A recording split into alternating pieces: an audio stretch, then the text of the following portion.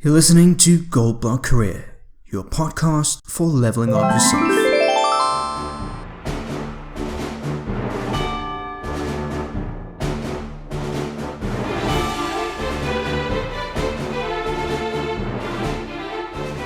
We are about to enter one of the greatest wealth transfers in human history. In every crisis, there's an opportunity. And to take this opportunity, you must invest your time in financial education and put your personal finances in order. As Benjamin Franklin said, an investment in knowledge pays the best interest. It is not money that makes you wealthy per se. Without a well-developed financial education, that money will eventually evaporate or turn into debt, and what you thought was going to give you freedom ended up imprisoning you. A lot of people can be very smart but have almost no financial IQ. So let's go all the way to the basics and start off by defining what money is. Many people think they know what money is, but they have actually no clue. Today, your perspective on money will change forever. So to understand the mainstream definition of money, let's just look at a quick definition. It is a medium of exchange in the form of coins and banknotes. Alright, so it can be exchanged and takes the form of coins and banknotes. Here is the first mistake. This is not money. It is currency. A lot of people think currency is money. If someone hands you cash, you probably think of it as money. It is not. Cash is simply a medium of exchange that you can use to purchase other valuable assets. So, what's the difference between currency and money? If you watch the Hidden Secrets of Money documentary, you'll learn that around 5,000 years ago, the Egyptians first began using gold and silver as their predominant form of currency. However, they started off using pieces of different sizes and weights, so they weren't interchangeable to the extent that one unit is the same as the next unit. In other words, one piece of silver did not equal another piece of silver because of size differences. This made trade difficult since it was basically a guessing game when it came to the exchange of value. However, today a dollar is a medium of exchange and is interchangeable. A dollar in my pocket buys the same amount of a dollar in your pocket. It is a unit of account, the value can be counted and compared. It is somewhat durable, it is divisible, $10 can be divided into 10 notes of $1, and it is portable, easy to transport. In summary, a currency is interchangeable, a unit of account, durable, divisible, and portable. However, it is missing one major property. This property is a store of value.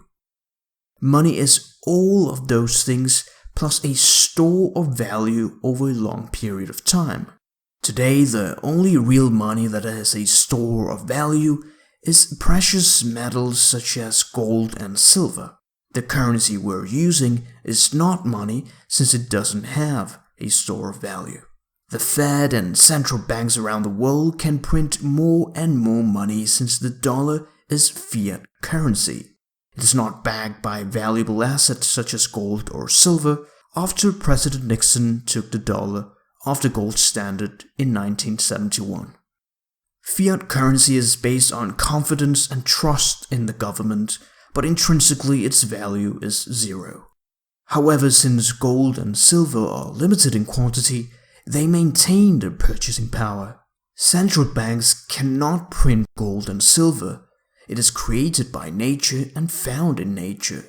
Over the last 5,000 years, only gold and silver have consistently maintained their value. All the previous fiat currencies have all gone to zero.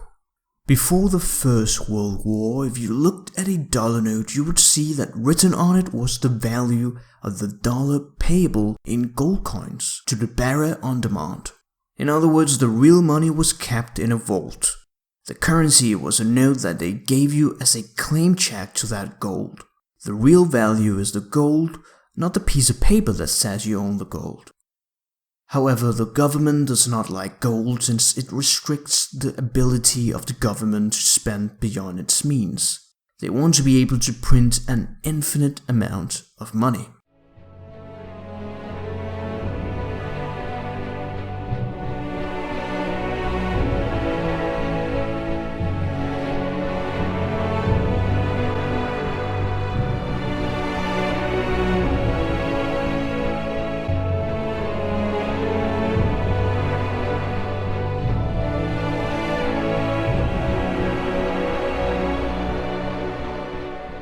What we are experiencing right now to tackle the disastrous consequences of the COVID-19 crisis is a huge stimulus program in the United States of around $4 trillion.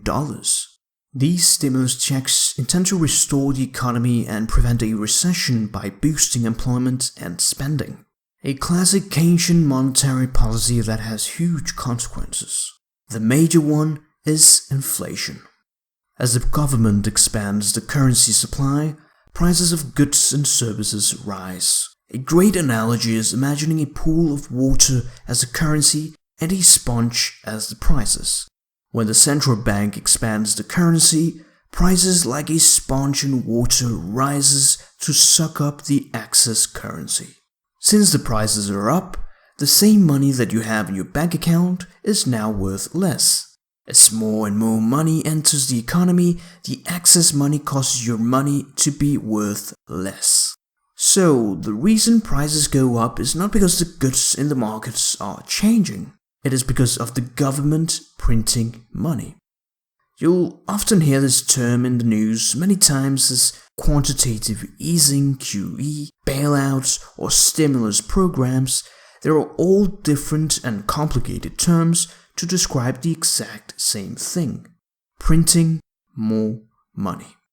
Central banks started printing dollars with the bank bailouts after the financial crisis of 2008, and subsequently with various rounds of QE. So with every crisis or disaster comes even more money printing. You may be wondering how the dollar has remained a strong currency all these years. It is simply because all the money that has been created by the Fed has been shipped overseas. They have been exporting their inflation, sending all these dollars to the rest of the world in exchange for valuable assets such as electronics, cars, and other goods. However, with all this money printing, what will happen when these countries eventually start sending all the dollars back to the United States? All the exported inflation will be brought back to where it belonged in the first place. And that is when the dollar will experience a massive crash. Right now, an ungodly amount of money printing is underway, and this will undoubtedly have major consequences on dollar currency in favor of real money such as gold and silver. This has happened in history over and over. However, the extent of the current situation has never before been seen in history and will undoubtedly be the greatest wealth transfer in human history. And this also means the greatest opportunity that may never happen again in your lifetime. As the debasement or loss of value of the dollar continues, people sense the loss of their purchasing power. They realize that with the same amount of dollars, their weekly basket of goods are now reduced. Maybe they're missing a gallon of milk, some bread, or some eggs, and then they wonder why prices have gone up so much, but leave it at that. Thanks to the free market system, when people sense this calamity, they rush to convert their dollars into gold and silver. This is when the value increases exponentially. During tumultuous events, there's always an enormous wealth transfer, and you decide if you want this transferred toward you or away from you. The first step is financial education, and the second step is taking action.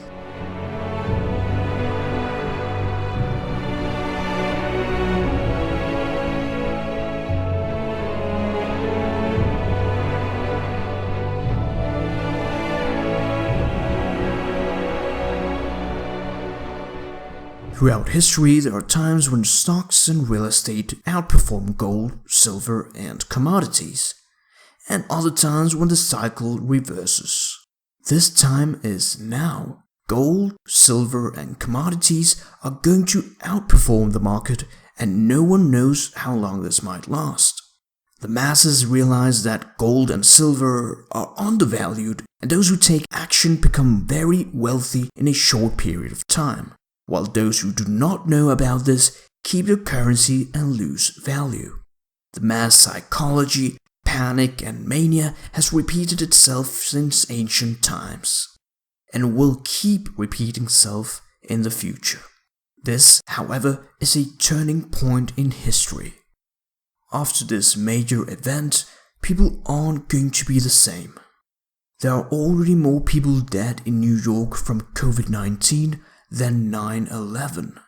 There is going to be a paradigm shift in society. People are going to spend way less.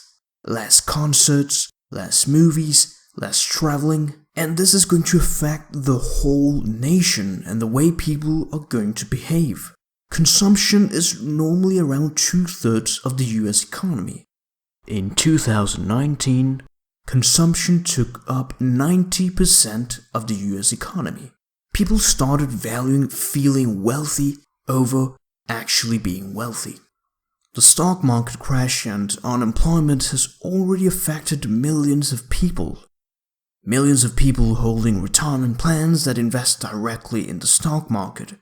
Those who are about to retire will have seen all their lifetime savings gone down the drain. This economic devastation is going to be in the trillions of dollars, while poverty and unemployment skyrocket. So what should you do? Simply start allocating your money into gold and silver. Not ETFs that track gold or leverage derivatives such as options or futures. Just stick to old-fashioned gold and silver. If you listen to the podcast's previous episode, you'll find out how you can easily buy gold and silver. As Benjamin Graham said, the secret to your financial success is inside yourself. If you become a critical thinker who takes no Wall Street fact on faith, and you invest with patient confidence, you can take steady advantage of even the worst bear markets. By developing your discipline and your courage, you can refuse to let other people's mood swings govern your final destiny. In the end, how your investments behave is much less important than how you behave. For a quick recap, in every crisis there's an opportunity, and to take advantage of it, you must invest in your financial education. The currency you're using is not money. Real money is a store of value such as gold and silver. The increasing US debt and money printing is making the dollar less and less valuable, making you less wealthy thereof. And finally, during a major crisis, gold and silver always goes up. So go on and buy some gold and silver and add it to your investment portfolio. Combine this with other investments and keep educating yourself financially. Please make sure to share this podcast with your friends and family if you found the information useful. Make sure to follow the Gold Block Career podcast for more interesting content. Thank you for listening. Until next time.